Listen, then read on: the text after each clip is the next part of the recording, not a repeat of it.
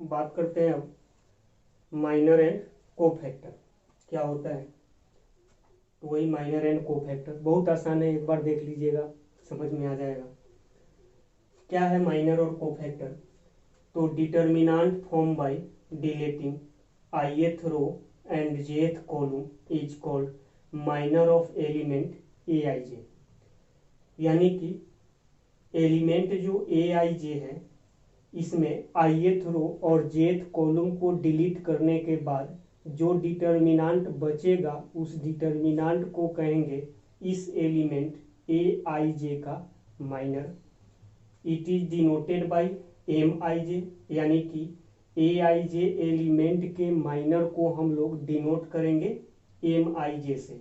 mij कहीं भी लिखा हुआ है इसका मतलब समझना है कि यह जो है एलिमेंट aij के माइनर को डिनोट कर रहा है। और आप लोग को मालूम होगा पिछले वीडियो से कि aij का मतलब क्या होता है। तो aij मतलब ऐसा एलिमेंट जो ith रो और jth कॉलम का हो। जैसे मान लो A23 बोल रहे तो A23 मतलब ऐसा एलिमेंट जो सेकेंड रो और थर्ड कॉलम का हो। अगर यही M23 बोल दे इसका मतलब ऐसा एलिमेंट जो सेकेंड रो और थर्ड कॉलम का है उसके माइनर को यह रिप्रेजेंट कर रहा है। ठीक है, तो किसी भी एलिमेंट का माइनर निकालना है तो क्या करना होता है, तो उसके ith रो और jth कॉलम में जो भी एलिमेंट आएगा उसको डिलीट करो। डिलीट करने के बाद जो डिटर्मिनेंट बचेगा, डिलीट करने के बाद जो एलिमेंट बचेगा उसका डिटर्मिनेंट कहलाएगा माइनर। ठीक है, तो माइनर समझ में आया होगा। एग्जाम्पल देखेंगे और क्लियर करेंगे आगे।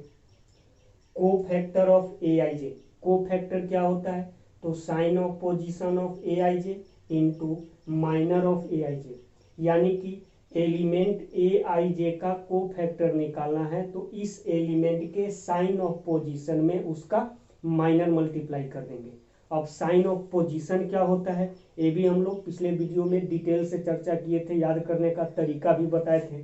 क्या था एक बार उसको भी देख लेते हैं। कुछ ऐसे था कि अगर मान लो सेकेंड ऑर्डर का डिटर्मिनेंट है तो यहाँ पे जो भी एलिमेंट आएगा उसका प्लस, थर्ड ऑर्डर का भी डिटर्मिनेंट होता तो यहाँ पे जो भी एलिमेंट आएगा उसका साइन ऑफ पोजीशन प्लस ही होगा। ठीक है, प्लस तो यहाँ पे माइनस, फिर प्लस फिर माइनस। बोले थे कि अल्टरनेट करो, प्लस माइनस जैसे जाना हो जाओ। जैसे यहाँ थर्ड ऑर्डर का होगा तो प्लस, यहाँ minus plus minus plus minus plus minus plus. बोले थे कि इस तरह से याद रखो। यानी फर्स्ट वाला याद रखना है कि सेकेंड ऑर्डर हो, थर्ड ऑर्डर हो या किसी भी ऑर्डर का डिटर्मिनेंट क्यों ना हो, उसके फर्स्ट एलिमेंट का साइन ऑफ पोजीशन प्लस होता है। उसके बाद तुम क्या कर सकते हो कि अल्टरनेट कर सकते हो, प्लस माइनस इस तरह से, चाहे सेकेंड हो, थर्ड हो, फोर्थ हो, फिफ्थ हो, किसी भी ऑर्डर का हो। ठीक है, तो माइनर के लिए क्या करेंगे कि उसके ith रो और jth कॉलम को डिलीट कर देंगे, उससे जो डिटर्मिनेंट बचेगा वो कहलाएगा उसका माइनर। कोफैक्टर के लिए क्या करेंगे, तो जिस भी एलिमेंट का कोफैक्टर निकालना होगा उस एलिमेंट के साइन ऑफ पोजीशन में उसका माइनर मल्टीप्लाई करेंगे। देखते हैं कुछ एग्जांपल। जैसे डेल्टा इतना दिया गया है तो अगर हम निकाले माइनर ऑफ वन का माइनर, तो वन का माइनर क्या होगा, तो वन के सामने रो में और कॉलम में जो भी एलिमेंट होगा, तो रो में और कॉलम में जो भी एलिमेंट होगा डिलीट कर दो। जो बचा तो क्या बचा, 4, तो 4 का डिटर्मिनेंट तो क्या होगा, 4 ही होगा। तो यह हो गया माइनर, यानी कि एलिमेंट 1 का माइनर क्या होगा, 4। कोफैक्टर अगर निकाले तो कोफैक्टर ऑफ 1, तो कोफैक्टर के लिए क्या करेंगे, तो इस 1 के कोफैक्टर में ध्यान रखना है जिसका हम लोग कोफैक्टर निकालेंगे उसी के माइनर में उसका साइन ऑफ पोजीशन मल्टीप्लाई करेंगे।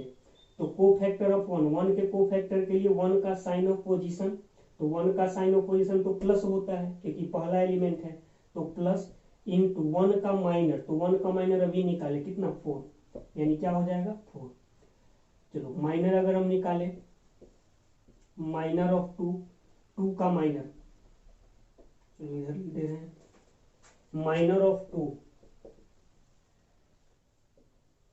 टू का माइनर क्या होगा तो टू के रो और कॉलम में जो भी एलिमेंट होगा डिलीट कर देंगे, जो बचेगा उसका डिटर्मिनेंट। बचा क्या 3, तो 3 का डिटर्मिनेंट, ठीक है 3 होगा। ये मॉड नहीं है, डिटर्मिनेंट है।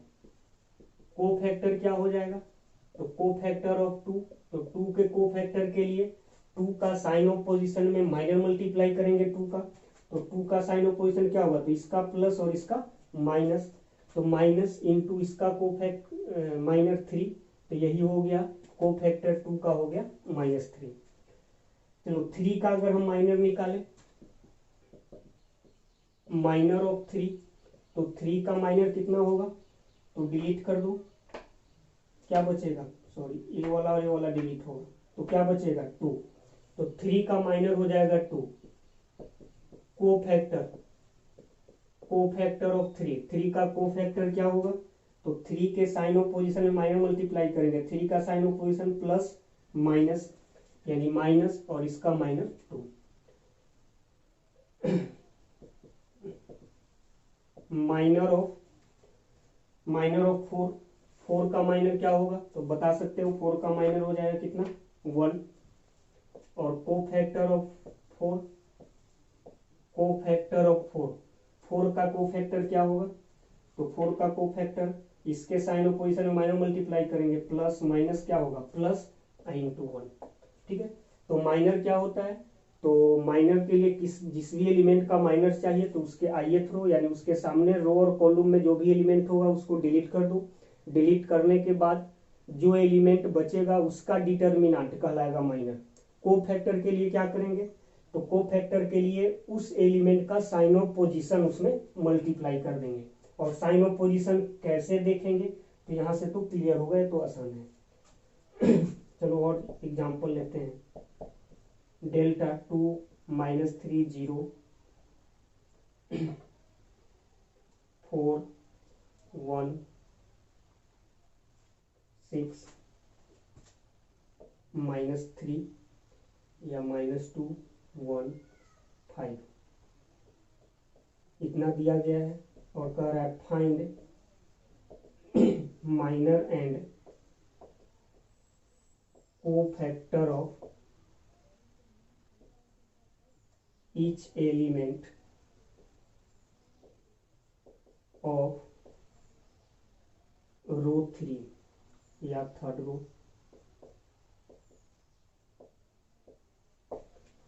तो देखो हमें एक डिटर्मिनेंट दे दिया गया है और कह रहा है कि थर्ड रो के सारे एलिमेंट का माइनर और कोफैक्टर निकालिए। अभी हम लोग एग्जांपल देखे थे सेकेंड ऑर्डर डिटर्मिनेंट में, आप एक एग्जांपल देख लेते हैं थर्ड ऑर्डर डिटर्मिनेंट में। तो क्या होगा चलो थर्ड रो में कौन कौन एलिमेंट है, -2 1 और 5। तो हमें इन्हीं सब का क्या करना है, माइनर और कोफैक्टर बताना है। चलो माइनर ऑफ -2, -2 का माइनर, तो -2 का माइनर क्या होगा, तो इसके रो और कॉलम में जो भी एलिमेंट होगा डिलीट कर देंगे, जो बचेगा उसका डिटर्मिनेंट। बचा क्या -3 1 0 6, -3 1 0 6। अब इसका वैल्यू निकाल लो, कितना हो जाएगा -18 और 1 इंटू 0 0, तो -0 यानी माइनर हो गया -18। कोफैक्टर क्या होगा तो कोफैक्टर ऑफ -2, तो -2 का कोफैक्टर, तो क्या करेंगे इसके माइनर में जो ऑलरेडी निकाल चुके हैं उसमें इसका साइन ऑफ पोजीशन मल्टीप्लाई करेंगे, तो इसका साइन ऑफ पोजीशन क्या होगा प्लस माइनस प्लस, तो प्लस इंटू -18 यानी हो जाएगा -18। तो ये हो गया -2 का कोफैक्टर। चलो फिर माइनर ऑफ 1, माइनर ऑफ 1 का कोफैक्टर माइनर, यहाँ पे ये वाला जो थर्ड रो में 1 है उसकी बात कर रहे हैं, तो इसका माइनर क्या होगा, डिलीट कर दो, ये वाला और ये वाला डिलीट होगा। 2 4 0 6, 2 4 0 6 कितना हो जाएगा, सही है ना। ये वाला और ये वाला डिलीट होगा, 2 4 0 6 कितना होगा 12 - 0 यानी 12। कोफैक्टर क्या हो जाएगा, तो कोफैक्टर ऑफ 1, तो 1 का कोफैक्टर, तो प्लस माइनस प्लस माइनस, तो माइनस साइन ऑफ पोजीशन, इसमें इसका माइनर मल्टीप्लाई कर देंगे। चलो एक और बचा माइनर ऑफ 5, 5 का माइनर तो डिलीट कर दो, 2 4 -3 1, 2 4 -3 1 कितना हो जाएगा 2 माइनस, इस सेकेंड ऑर्डर का डिटर्मिनेंट सॉल्व कर रहे हैं तो बहुत आसान है, -12 यानी कितना हो जाएगा 14। फिर कोफैक्टर ऑफ 5 का कोफैक्टर, तो 5 के कोफैक्टर के लिए इसका साइन ऑफ पोजिशन माइनर में मल्टीप्लाई करेंगे, माइनर आ गया है 14, साइन ऑफ पोजिशन मल्टीप्लाई करो, plus minus plus minus plus, तो प्लस इंटू 14 यानी कितना हो जाएगा +14, तो यह हो गया इसका कोफैक्टर। तो यहाँ से क्लियर हो गया होगा कि किसी भी एलिमेंट का अगर माइनर निकालना है तो चाहे वो सेकेंड ऑर्डर का डिटर्मिनेंट हो या थर्ड ऑर्डर का डिटर्मिनेंट हो, कैसे निकालेंगे, यानी माइनर निकालना है तो उसके सामने रो और कॉलम में जो भी एलिमेंट आ रहा है उसको डिलीट कर दो, जो एलिमेंट बचा उसका डिटर्मिनेंट माइनर कहलाएगा, और कोफैक्टर के लिए जिस भी एलिमेंट का हम कोफैक्टर निकालेंगे उसके माइनर में उसका साइन ऑफ पोजीशन मल्टीप्लाई कर देंगे। और एक बात और ध्यान में रखना है यहाँ पे कि cofactor of Aij is denoted by Cij और कैपिटल Aij, कहीं पे Cij लिखा हुआ है, इसका मतलब क्या समझना है कि एलिमेंट Aij, ये वाला एलिमेंट Aij का कोफैक्टर को रिप्रेजेंट कर रहा है, या कैपिटल Aij भी लिख दिया गया, इसका मतलब यह एलिमेंट Aij, स्मॉल Aij के कोफैक्टर को रिप्रेजेंट कर रहा है कैपिटल Aij। यानी जैसे A23 क्या रिप्रेजेंट करेगा, तो ऐसा एलिमेंट जो सेकेंड रो और थर्ड कॉलम में हो। M23 क्या रिप्रेजेंट करेगा, तो ऐसा एलिमेंट का माइनर जो सेकेंड रो और थर्ड कॉलम में हो। लेकिन यही कैपिटल A23 दे दे, इसका मतलब क्या होगा कि यह ऐसा एलिमेंट का कोफैक्टर को रिप्रेजेंट कर रहा है जो सेकेंड रो और थर्ड कॉलम में है। तो उम्मीद करते हैं सब क्लियर हो गया होगा। छापिए।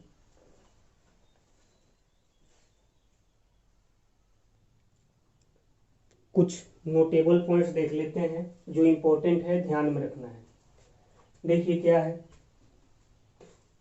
तो फर्स्ट नंबर नोटेबल पॉइंट्स क्या है, sum of product of elements of any row और column with their corresponding cofactors is equal to delta, delta यानी डिटर्मिनेंट।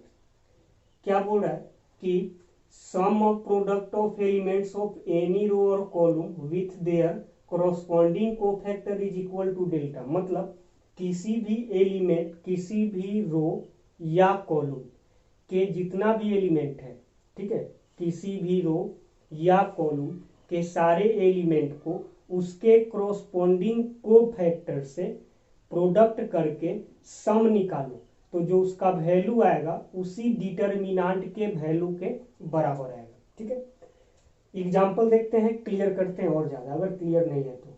मान लो डिटर्मिनेंट ए है, तो A11 का मतलब समझ रहे हो कौन सा एलिमेंट, ए वाला।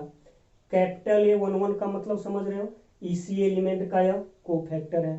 फिर A12 capital A12, A13 capital A13, तो जो इन सब का जो सम निकाले तो जो सम आएगा इसी डिटर्मिनेंट के बराबर आएगा। यानी यहाँ पे अगर तुम देखो तो यहाँ पे जो यूज किए हैं, यहाँ पे जो हम लिए हैं, क्या लिए हैं, तो elements of R1 and cofactor of R1, मतलब जो फर्स्ट रो है R1 के एलिमेंट में उसके कॉरस्पॉन्डिंग कोफैक्टर का प्रोडक्ट का सम इस डिटर्मिनेंट के वैल्यू के बराबर ही आएगा। यही बोल रहा है यह नोटेबल पॉइंट्स। ठीक है, और समझते हैं एक बार फिर से। क्या बोला जा रहा है कि किसी भी रो या किसी भी कॉलम, किसी भी रो या किसी भी कॉलम के एलिमेंट को उसके कॉरस्पॉन्डिंग कोफैक्टर का प्रोडक्ट का सम उसी डिटर्मिनेंट के बराबर होगा।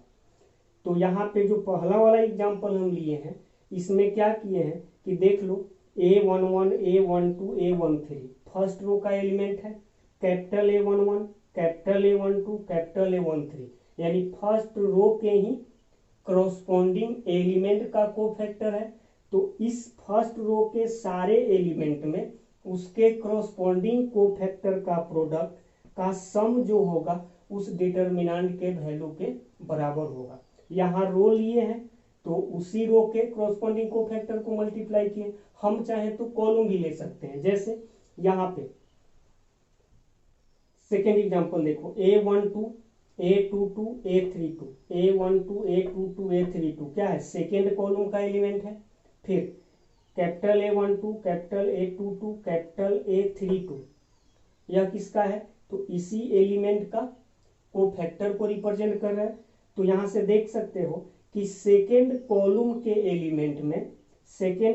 एलिमेंट में उसका कोरस्पॉन्डिंग कोफैक्टर मल्टीप्लाई किए हैं और इसका सम भी किसके बराबर हो गया, डेल्टा के ही बराबर हो गया। यानी यहाँ पे जो हम लोग एलिमेंट लिए हैं किसका, तो हम लोग एलिमेंट्स लिए हैं एलिमेंट्स ऑफ C2 और कोफैक्टर भी किसका, C2 का ही, cofactor of C2, second column का ही कोफैक्टर और सेकेंड कॉलम का ही एलिमेंट लिए हैं। ठीक है, तो जरूरी नहीं कि फर्स्ट रो या सेकेंड कॉलम का किसी भी रो का उसके कोरस्पॉन्डिंग कोफैक्टर से का प्रोडक्ट का सम उस डिटर्मिनेंट के बराबर होगा। जैसे इसको अगर सिंप्लीफाई करना चाहो तो A12 और डिटेल में थोड़ा देखें। कैपिटल A12 का मतलब क्या हुआ, तो कैपिटल A12 का मतलब इस एलिमेंट का कोफैक्टर। तो इस एलिमेंट का कोफैक्टर क्या होता है, तो इसका साइन ऑफ पोजीशन क्या होगा, प्लस। तो प्लस प्रोडक्ट है तो यहाँ प्रोडक्ट का साइन दिए हैं, इंटू प्लस इंटू इसका माइनर। तो इसका माइनर कोफैक्टर के लिए साइन ऑफ पोजीशन में माइनर मल्टीप्लाई करेंगे तो इसका माइनर क्या होगा, डिलीट कर दो। A22, A32, A22, A23, A32, A33।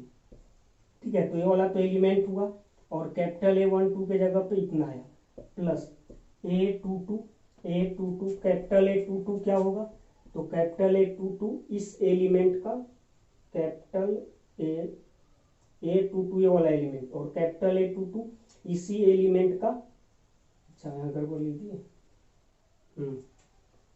A12 ये वाला हुआ और इसमें इसका, अच्छा इसका कोफैक्टर लीजिए, गड़बड़ हो गया, थोड़ा सुधारो, अलग होगा। A12 इंटू कैपिटल A12 यानी इसका कोफैक्टर, तो इसका कोफैक्टर क्या होगा, तो इसका साइन ऑफ पोजीशन क्या होगा, प्लस माइनस, तो माइनस इंटू इसका माइनर, तो इसका माइनर के लिए वाला डिलीट कर देंगे, A22, A31, A21, A31 ये वाला डिलीट हुआ है, फिर A23, A23 और A33। ठीक है, plus A22 into capital A22 मतलब इस एलिमेंट का कोफैक्टर, तो इंटू इसका कोफैक्टर के लिए इसका sign of position plus minus क्या होगा, प्लस इंटू इसका माइनर, तो इसका माइनर ये वाला और ये वाला डिलीट कर दो, तो A11 A31 A11 A31 ये वाला और ये वाला डिलीट हुआ है, A13 A33 फिर प्लस उसी तरह इसका A32 में उसका कोफैक्टर मल्टीप्लाई करो, क्या होगा, उसी डिटर्मिनेंट के बराबर होगा। तो ये तो दिखाए हैं कि कोफैक्टर क्या है, कोफैक्टर को अगर लिखेंगे तो ऐसे, लेकिन आप लोग को याद क्या रखना है, तो याद रखना है इस नोटेबल पॉइंट्स को। क्या कहता है नोटेबल पॉइंट्स, कि डिटर्मिनेंट के किसी भी रो या किसी भी कॉलम, ध्यान में रखना है, किसी भी रो या किसी भी कॉलम के कोरस्पॉन्डिंग कोफैक्टर में उसका एलिमेंट मल्टीप्लाई करेंगे, या ऐसे भी बोल सकते हो कि किसी भी रो या किसी भी कॉलम के एलिमेंट में कोरस्पॉन्डिंग कोफैक्टर का प्रोडक्ट का सम उस डिटर्मिनेंट के बराबर होगा। यानी अगर आप सेकेंड रो का एलिमेंट ले रहे हैं तो सेकेंड रो के एलिमेंट में उसी सेकेंड रो का कोरस्पॉन्डिंग कोफैक्टर मल्टीप्लाई करके सम निकालो, उस डिटर्मिनेंट के वैल्यू के बराबर होगा। तो इसको याद रखना है। सेकेंड नंबर क्या बोला गया, कि sum of product of element of any row और column with corresponding cofactor of any other row और कॉलम इज इक्वल टू 0। ठीक है, यहाँ और यहाँ दोनों में थोड़ा सा अंतर है। यहाँ पे क्या बोला गया फर्स्ट में कि किसी भी रो या किसी भी कॉलम में, किसी भी रो या किसी भी कॉलम के एलिमेंट में करॉस्पोंडिंग कोफैक्टर उसी रो या उसी कॉलम का मल्टीप्लाई करोगे, सम निकालोगे, डेल्टा के बराबर होगा। यहां बोला जा रहा है कि किसी भी रो या किसी भी कॉलम के एलिमेंट में किसी दूसरे रो का, ठीक है, किसी भी रो या किसी भी कॉलम के एलिमेंट में किसी दूसरे रो या दूसरे कॉलम के कोफैक्टर का जो प्रोडक्ट का सम होगा 0 के बराबर होगा। ठीक है, वही है, एग्जांपल से समझते हैं। A11, A12, A13 स्मॉल की बात कर रहे हैं। A11, A12, A13, A11, A12, A13 किसका एलिमेंट बात कर रहे हैं अभी? तो R1 का। ठीक है, capital A21, capital A22, capital A23, capital A21, capital A22 और कैपिटल A23 इसका आएगा। यानी कोफैक्टर किसका बात कर रहे हैं हम लोग अभी? तो R2 का। तो यहाँ पे जो फर्स्ट एग्जांपल है इसमें तुम देख सकते हो कि एलिमेंट किसका लिए हैं? R1 का। कोफैक्टर किसका मल्टीप्लाई किए हैं? तो R2 का। यानी कि R1 के एलिमेंट में R2 के क्रॉसपोंडिंग कोफैक्टर को मल्टीप्लाई करके सम निकाले हैं, क्या आएगा? 0 आएगा। यानी sum of product element of R1 and cofactor of R2। R1 के एलिमेंट में R2 के क्रॉसपोंडिंग कोफैक्टर का प्रोडक्ट का सम 0 होगा। आप R1 में R3 के भी क्रॉसपोंडिंग कोफैक्टर का सम निकालते तो भी क्या आता? 0 ही आता। लेकिन R1 में R1 का ही कोफैक्टर मल्टीप्लाई करते तब क्या होता? डेल्टा के बराबर होता। ठीक है, दोनों में फर्क समझिएगा। यहाँ पे कह रहा है कि किसी रो या किसी भी कॉलम के एलिमेंट में उसी रो या उसी कॉलम का क्रॉसपोंडिंग कोफैक्टर का प्रोडक्ट का सम 0 होगा। यहाँ बोल रहा है किसी भी रो या किसी भी कॉलम में, कॉलम के एलिमेंट में किसी दूसरे रो या दूसरे कॉलम के क्रॉसपोंडिंग कोफैक्टर का प्रोडक्ट का सम 0 के बराबर होगा। तो यहाँ फर्स्ट एग्जांपल में एलिमेंट लिए हैं R1 का, कोफैक्टर लिए हैं R2 का, प्रोडक्ट का सम 0। R1 का एलिमेंट लेते और R3 का भी कोफैक्टर मल्टीप्लाई करते तो भी क्या आता? 0 आता। लेकिन अगर R1 एलिमेंट लेते, R1 का एलिमेंट लेते और इसी R1 का कोफैक्टर को मल्टीप्लाई करके जो सम निकालते तब डेल्टा आता। ठीक है, आप अगर R3 एलिमेंट ले रहे हो और उसमें R2 के कोफैक्टर को मल्टीप्लाई करोगे, सम निकालोगे, 0 ही आएगा। R1 के ही कोफैक्टर का मल्टीप्लाई करके सम निकालोगे, 0 आएगा। लेकिन R3 में R3 का ही कोफैक्टर का प्रोडक्ट का सम निकालोगे तब डेल्टा आएगा। चलो एक और एग्जांपल देख लेते हैं। A12, A22, A32, A12, A22, A32 किसका एलिमेंट लिए हैं? तो एलिमेंट यहाँ पे यूज हुआ है किसका? सेकेंड कॉलम का। A13, capital A13, capital A23, capital A33 और कोफैक्टर किसका यूज हुआ है? कॉलम 2 का। यानी यहाँ सेकेंड एग्जांपल में एलिमेंट तो लिए हैं सेकेंड कॉलम का, लेकिन कोफैक्टर किसका ले लिए हैं? थर्ड कॉलम का। और क्रॉसपोंडिंग का प्रोडक्ट का सम फिर क्या होगा? 0 के बराबर होगा। आप इसके एलिमेंट में इसका भी कोफैक्टर यानी कॉलम 1 का भी कोफैक्टर का प्रोडक्ट का सम निकालते तो भी क्या होता? 0 होता। तो उम्मीद करते हैं कि यह समझ में आ गया होगा कि किसी भी फर्स्ट नोटेबल पॉइंट्स क्या बोल रहे हैं, बहुत इंपॉर्टेंट है, ध्यान में रखिएगा। फर्स्ट और सेकेंड। फर्स्ट क्या बोल रहा है कि किसी भी रो या कॉलम में, किसी भी रो या कॉलम के एलिमेंट में क्रॉसपोंडिंग कोफैक्टर का सम निकालिएगा प्रोडक्ट करके, उसी डिटर्मिनेंट के बराबर होगा।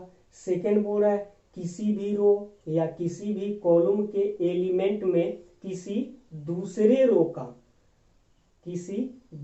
रो का कोफैक्टर का प्रोडक्ट का सम 0 के बराबर होगा। तो उम्मीद करते हैं कि यह समझ में आ गया होगा। बहुत समझा दिए अब तो ऊपर जा रहा होगा, अब समझाएंगे तो लिखो। एक क्वेश्चन देख लेते हैं इसमें। ये कह रहा है डेल्टा इतना दिया गया है, तो कह रहा है then value of delta is given by. कह रहा है कि इसमें से कौन, 4 ऑप्शन दिया गया है, कह रहा है कौन डेल्टा के वैल्यू के बराबर होगा। ये आपका एनसीईआरटी का क्वेश्चन है, बताइए क्या होगा। तो यहाँ पे देख लो कैपिटल ए सब यूज हो रहा है, स्मॉल ए यूज हो रहा है, तो एलिमेंट को रिप्रेजेंट कर रहा है, कैपिटल जो है उसके को-फैक्टर मतलब को-फैक्टर को रिप्रेजेंट कर रहा है। तो यहाँ पे देख लो जो अभी जस्ट इससे पहले नोटेबल पॉइंट देखे थे कि अगर किसी रो या किसी कॉलम के एलिमेंट में उसी का कोरस्पॉन्डिंग को-फैक्टर जिसमें भी मल्टीप्लाई हुआ होगा उसका प्रोडक्ट का सम डेल्टा के बराबर होगा। तो चेक कर लेते हैं A11 A12 A13 A11 A12 A13 इसमें एलिमेंट है R1 का, A31 A32 A33 A31 A32 A33 मतलब यहाँ पे इसमें एलिमेंट किसका यूज हुआ है, एलिमेंट यूज हुआ है R1 का, एंड को फैक्टर किसका यूज हुआ है, तो को फैक्टर यूज हुआ है R3 का, यानी कि R1 एलिमेंट में उसी का कोरस्पॉन्डिंग R3 का को फैक्टर का प्रोडक्ट का सम है। तो ये तो डेल्टा के बराबर नहीं होगा, किसके बराबर होगा, तो ये 0 के बराबर होगा। ठीक है, ये ऑलरेडी देख चुके हैं। हमें तो डेल्टा चाहिए, तो ऑप्शन नहीं होगा, ऑप्शन ए नहीं है। Second A11 A12 A13 A11 A12 A13 element use हुआ है R1 का, को फैक्टर देख लो A11 A21 A11 A21 A31 और को फैक्टर यूज हुआ है C1 का। तो R1 एलिमेंट में C1 का को फैक्टर मल्टीप्लाई किए हैं, तो ये भी तो डेल्टा के बराबर नहीं होगा, यह डेल्टा के भी बराबर नहीं होगा, यह 0 के भी बराबर नहीं होगा। ठीक है, 0 के बराबर अब क्यों नहीं होगा ये बताओ।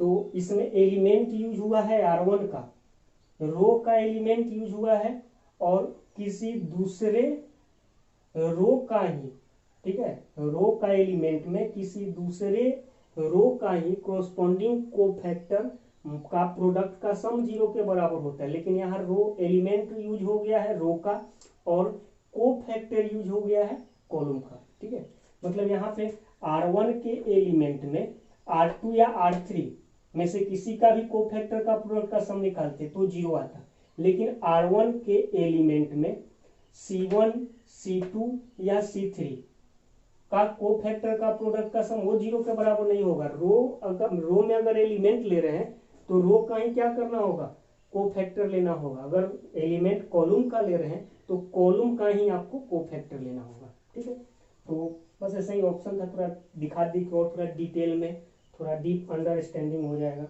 तो बी ऑप्शन ये मेरा सही नहीं है। सी भी देख लो, सी भी सही नहीं है, डी सही है। देख लो A11 A21 A31 A11 A21 A31 इसमें एलिमेंट किसका यूज हुआ है, तो इसमें एलिमेंट यूज हुआ है C1 का। को फैक्टर देख लो A11 A21 A31 A11 A21 A31 को फैक्टर भी यूज हुआ है C1 का। तो C1 के एलिमेंट में इसी C1 का कोरस्पॉन्डिंग को फैक्टर का प्रोडक्ट का सम किसके बराबर होगा, डेल्टा के बराबर होगा। तो मेरा ऑप्शन होगा डी। ठीक है, तो उम्मीद करते हैं कि आपको को फैक्टर माइनर ये सब अच्छे से समझ में आया होगा। छापिए।